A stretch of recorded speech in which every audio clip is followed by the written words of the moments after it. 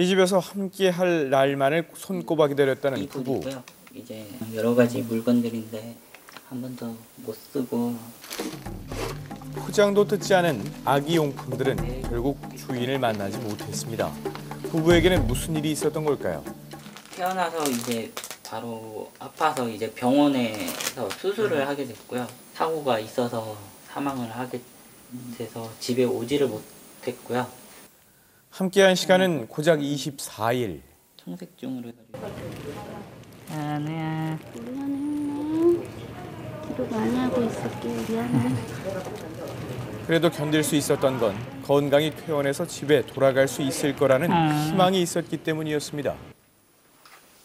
저희 뱃속에 있을 때 처음 본 사진이거든요. 처음 산부인과에 간 날 뱃속에 있는 아이의 힘찬 심장 소리를 듣고 태명을 쿵쿵이로 지었다는 부부.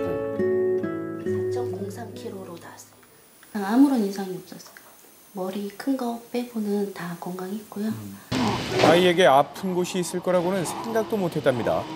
쿵쿵이라는 태명처럼 건강하게 태어난 줄로만 알았다는데요. 심장에 잡음이 들린다고 해서 심장 초음파를 해서 대동맥 축착증이라는 병명을 있다고 해서 수술을 진행하게 됐습니다. 아이가 받은 진단은 대동맥 축착증. 심실과 심방 중간 벽에 구멍도 나 있는 상태였는데요. 진단을 받은 바로 다음 날 수술이 진행됐습니다. 수술은 일단 잘 됐다라고 했었고 계속 회복을 하고 있었는데 갑자기 일주일 뒤에 부정맥이 발생을 했는데요. 그리고 새벽 갑자기 아이의 심박동수가 급증했답니다.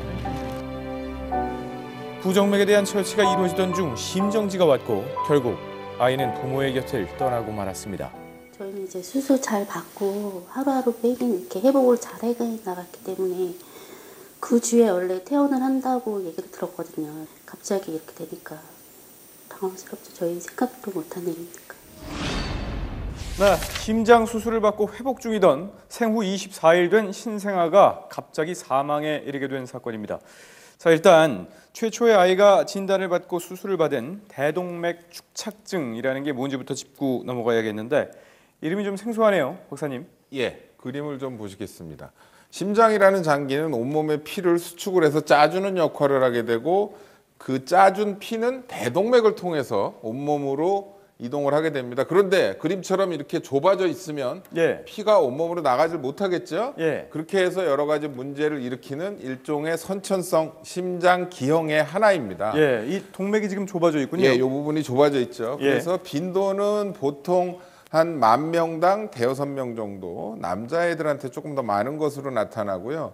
전체 심장 기형 중에 한 10% 내외 정도를 차지하는 그런 심장병이라고 할 수가 있겠습니다. 일단 이번 사례도 수술은 성공적이었고 경과도 좋아서 일반 병실에서 지금 회복을 기다리고 있었단 말이죠. 그런데 갑자기 또 부정맥이 왔습니다. 결국은 심박동수가 증가하면서 사망에 이르게 됐는데 이 부정맥은 또 뭔가요? 심장의 구조하고 부정맥을 좀 보시면 자, 이렇게 규칙적으로 뛰어야 됩니다. 보통 성인의 경우는 60에서 100회 정도 분당 뛰어야 되고요. 하지만 애들은 이거보다 좀 더 높아서 뭐 100에서 200회 정도까지 뛰는데 이렇게 보시면 너무 빨리 뛰게 되죠. 이런 상태를 우리가 부정맥, 이번 아기 같은 경우에 부정맥 중에서 빈맥, 심실상성 빈맥이라고 우리가 얘기를 하는데 본건과 같이 심실상성 부정맥이라고 하는 것은 그렇게 치명적인 부정맥의 범주에는 들지 않습니다. 다시 말하면 이거 자체로 문제가 생겼을 가능성은 좀 적어 보입니다. 그러면 사망 원인도 역시 부정맥이 직접적인 원인이 될 수는 없다라고 말씀하셨는데 일단 가족들은 아이가 사망하게 된 원인으로 꼽고 있는 부분들이 있습니다. 일단 가족들의 이야기부터 들어보시죠. 수술 후 중환자실에 있을 때도 부정맥이 발생해 처치를 받았던 적이 있었다고 합니다. 하지만 가족들은 그때와 달리 사건 당일 의료진의 처치가 못 믿어왔다고 주장하는데요.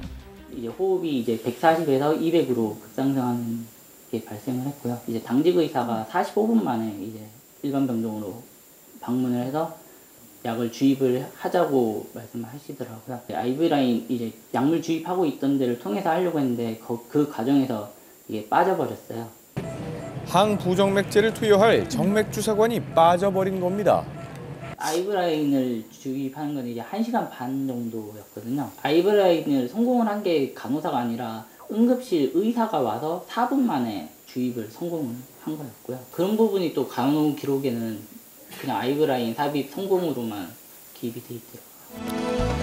정맥주사관이 빠진 이후 1시간이 넘게 약물 투여가 지체되자 부모의 마음은 타들어가기 시작했다는데요. 결국 의료진에게 부정맥 발생을 알린 뒤 2시간 만에 약물이 투여가 된 겁니다. 빅맥을 잡으려면 이제 제대 동기를 써야 된다고 하더라고요. 위험성 있는 건 아니라고 설명을 들었는데 그렇게 심정지가 바로 발생했어요. 심장이 멈춘 응급 상황에서 사용한다고 알려져 있는 제세동기. 부정맥 환자의 심장 박동을 정상으로 돌리는 처치에도 쓰인다는데요. 원래대로라면 돌아와야 했을 심박동이 도리어 멈춰버렸습니다. 가족은 소송을 준비 중인데요. 병원 측은 의료진이 응급처치 과정에서 최선을 다했고 의무 과실이 없다는 판단을 내렸다는 입장입니다. 하지만 가족들은 아직도 제대로 된 설명을 듣지 못한 상태라는데요. 2시간 동안 아무런 조치를 못 받은 상태였기 때문에 병원의 해명을 가장 먼저 듣고 싶은 거거든요. 어떤 부분이 잘못됐고 어떤 부분이 잘못되지 않았는지. 네, 가족들은 일단 2시간 동안 약물 투여가 지체됐다라는 부분에 지금 주목하고 있는데요. 자, 박사님, 이 약물 투여가 지체된 게 직접적인 원인이라고 볼 수 있을까요? 상식적으로 생각해서 4kg 내외 되는 애들한테 그 손이나 발에서 혈관을 찾아서 정맥주사 바늘을 넣는다는 것은 굉장히 어려운 일입니다. 그렇기 때문에 병동에서는 특히 신생아 병동에서는 그 정맥주사 관 관리를 굉장히 신경을 쓰고 있습니다. 바꿔 말씀드리면 이번 케이스에 있어서 이 관리가 어쨌든지 문제가 있어서 이것 때문에 약물이 늦게 들어간 부분에 있어서는 좀 문제가 있어 보입니다. 다만 그 약물이 정말 빨리 들어간 것과 늦게 들어간 것이 생명을 왔다 갔다 할 만큼 결과의 차이를 가져왔느냐는 전문가적인 판단이 필요한 부분이고요. 그렇다면 이게 지금 법적으로는 또 어떻게 봐야 될지 궁금한데요. 변호사님 의견은 어떠신가요? 이 사건에서는 결국 두 가지가 이제 쟁점인 것 같습니다. 하나는 약물 처치가 좀 늦어진 부분, 하나는 제세 동기를 해서 오히려 심실 빈맥을 일으킨 것이 아닌지 이 부분이 문제가 될 것 같은데요. 우선 약물에 관해서 보시면 아이의 부모가 심장이 좀 빨리 뛴다고 얘기한 게 4시 40분인데 의료진이 약물을 투여하기 위해서 봤을 때가 5시 30분경인데 이때 IV 라인이 빠졌습니다. 그래서 IV 라인은 아까 박사님이 이야기한 것처럼 아이 같은 경우는 굉장히 다시 뛰기가 어려운데요. 정맥주사관이죠? 네, 맞습니다. 그 정맥주사관이 1시간 이후에나 껴졌고 그 직후에 약물이 투여됐습니다. 하지만 결국은 환자가 부정맥이 발생한 이후에 2시간 이후에나 약물이 투여됐는데 이 약물에 반응을 하지 않게 된 부분입니다. 이 약물을 처치하는 데 있어서 시간이 딜레이된 늦어진 부분에 의료진은 어떤 과실이 있다고 한다면 그 부분에 대해서는 일부 책임을 소재를 한번 물어볼 여지는 있는 것 같습니다. 두 번째로는 심실 제세동을 바로 6시 40분경에 시행을 했는데 그러니까 심장이 혈압이 굉장히 많이 떨어져 있거나 심장이 제대로 못 뛰거나 이런 경우여야 되는데 제세동을 할 당시에는 아이의 상태가 심박동수만 올라가 있지 혈압이라든가 호흡수라든가 이런 부분에서는 아무런 문제가 없었기 때문에 제세동을 좀 이른 시간에 너무 빨리 시행한 것이 아닌지 조금 의문의 여지가 있습니다. 네, 가족들 입장에서 사람이 죽고 나서 가장 억울하고 힘든 부분이 왜 죽었는지도 모르고 가족을 떠나보내야 하는 것입니다. 병원 측은 과실 여부를 떠나서 가족들이 납득할 수 있는 설명을 도의적으로 해줘야 하는 성의가 필요하지 않을까 싶습니다. 여기서 마치죠.